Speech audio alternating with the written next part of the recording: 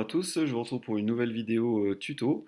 Donc là, cette fois-ci, on va toujours travailler sur les fonctions pour la Texas Instruments, mais on va aller voir un petit peu comment est-ce qu'on travaille pour trouver des minimums, des maximums, des intersections et résoudre des équations du type f de x égale 0 ou f de x égale un nombre quelconque avec cette calculatrice.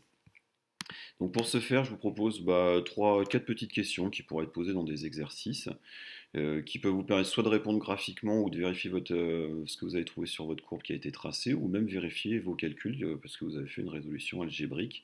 Ça peut toujours être intéressant d'avoir cette résolution et puis d'avoir une validation par la calculatrice de votre résultat. Donc on va déjà s'intéresser à comment trouver un minimum ou un maximum avec une calculatrice. On va reprendre la fonction f de x égale moins x carré plus 5x plus 150, c'est celle de la précédente vidéo. On va aussi s'intéresser à voir comment est-ce qu'on peut trouver les coordonnées d'un point d'intersection entre deux courbes. Donc là, ça sera entre la courbe représentative de f et la courbe représentative de g qui est une fonction affine, comme vous l'aurez reconnu. Et ensuite, comment est-ce qu'on peut trouver les solutions de f de x égale 0, graphiquement avec la calculatrice, ou plus généralement de la forme f de x égale k, avec k différent de 0, mais on pourra appliquer la même méthode. Et je vous proposerai par exemple de résoudre ici f de x égale moins 20. Voilà, donc on va passer tout de suite à la première question. Donc trouver le maximum de cette fonction-là, parce qu'en l'occurrence c'est un maximum qu'elle va atteindre. Donc comme d'hab, il faut aller la rentrer ici. Donc là je suppose que vous avez visionné la première vidéo, en tout cas qu'il n'y a pas de souci au niveau pour rentrer les fonctions.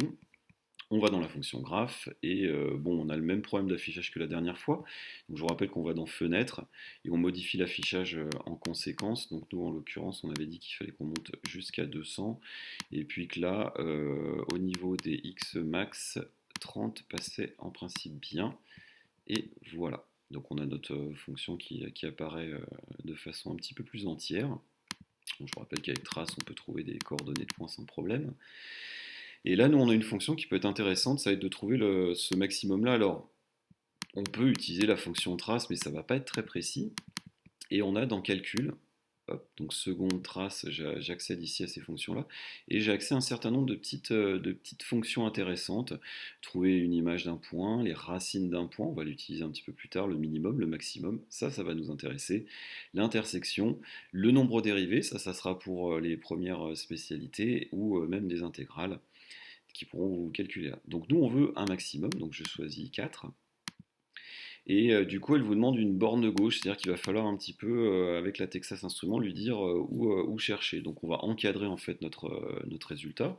Donc on essaie de se mettre pas trop loin parce que ça lui induit des calculs. Donc on se met un petit peu à gauche, un petit peu à droite, et en valeur initiale vous mettez à peu près là où vous pensez que votre maximum est. Vous appuyez sur Entrée et elle vous calcule ce maximum-là.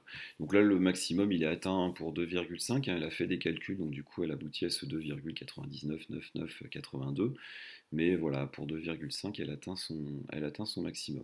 Donc ça peut être une fonction intéressante pour vérifier vos calculs. Alors soit en seconde pour des résolutions de problèmes, soit même quand vous êtes en première spé pour aller voir un petit peu si la dérivée que vous avez trouvée s'annulait bien en ce point-là et vous n'êtes pas trompé. Donc ça peut toujours être intéressant de contrôler ça. Comment est-ce qu'on fait pour trouver des points d'intersection entre deux courbes? Eh ben, on va tracer deux courbes, donc du coup on retourne sur f de x. Dans y2, du coup, je vais rentrer cette fonction affine là, 2x plus 3. On va aller ensuite les afficher avec la fonction graph. Et puis voilà. Donc on voit qu'on a notre fonction, donc on utilise la fonction calcul, on utilise la fonction cette fois-ci intersection. Donc là elle vous demande quelle est la première courbe, donc du coup là c'est bien y1. C'est bien ma première fonction. Ma deuxième fonction, c'est bien y2. Donc si vous en avez plusieurs, attention à bien sélectionner les bonnes. Et ensuite, vous lui dites à peu près où est votre point d'intersection. Donc vous lui dites il est à peu près par là. Et comme ça, elle vous donne une valeur pour le point d'intersection. Alors attention, là on voit bien qu'il y a très certainement une autre intersection par là. Donc si on veut aller la chercher, il va falloir qu'on aille modifier un petit peu notre fenêtre d'affichage, ce qu'on va faire pour aller chercher cette deuxième intersection. Donc on va aller dans fenêtre et on va aller modifier un petit peu ce x min qui ne doit pas être à moins 10 mais un tout petit peu plus loin, et aussi le y min qui doit être aussi un tout petit peu plus bas. Donc du coup je vous propose en x min de mettre moins 20 et en YMIN de mettre aussi -20. Voilà. On va regarder si cela satisfait à ça. On voit qu'on voit pas mal ça. On va descendre un petit peu notre YMIN pour être un petit peu plus à l'aise, tant qu'à faire. Et on va mettre -40. Allez, comme ça, on ne sera pas gêné du tout.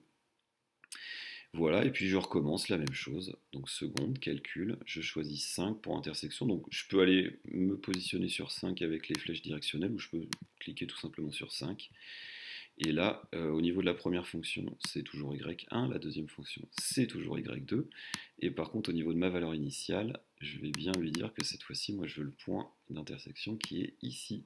Et du coup, voilà, j'ai une estimation des coordonnées du point d'intersection. Voilà, ça peut être assez intéressant.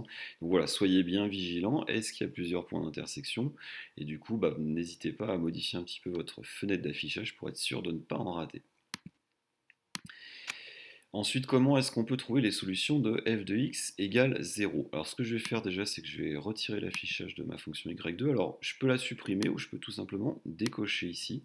Et du coup, ça voudra dire que bah, quand je vais appuyer sur graphe, cette fonction-là ne va pas s'afficher. Donc, du coup, je la garde sous la main si j'ai besoin. Je ne serai pas obligé de la retaper, mais elle ne s'affiche plus. Donc, du coup, voilà, j'ai que ça. Ce qui est important là, c'est de bien voir aussi que votre affichage vous permette bien de voir bah, l'intersection entre votre courbe et l'axe des abscisses, hein, parce que les solutions de f de x égale 0, c'est ces deux points d'intersection là, il ne faut pas oublier ça. Et pour ce faire, on va utiliser toujours dans le calcul, qui est très intéressant, la fonction racine. Et les racines, c'est les solutions de ces équations-là de f de x égale 0. On leur donnait un petit nom, hein, parce que c'est une équation particulière, une équation égale 0. On a dit que bah, ces solutions-là, on les appelait les racines. Donc là, on va faire un petit peu comme avec minimum ou maximum. On va devoir encadrer nos racines, nos solutions.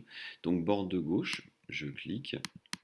Borne de droite, je passe un petit peu là.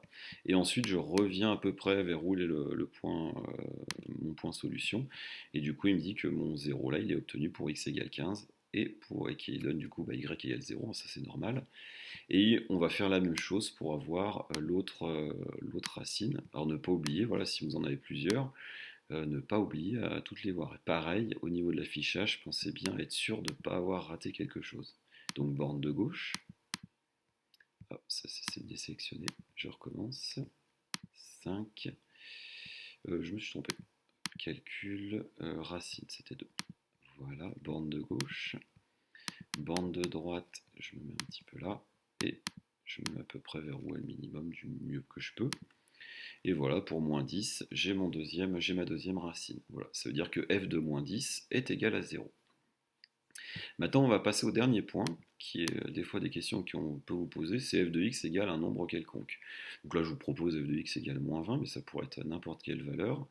Une façon de faire qui est assez intéressante, qui reprend un petit peu ce que vous devez faire de façon graphique quand vous tracez votre courbe, c'est qu'on va tracer la droite d'équation y égale moins 20.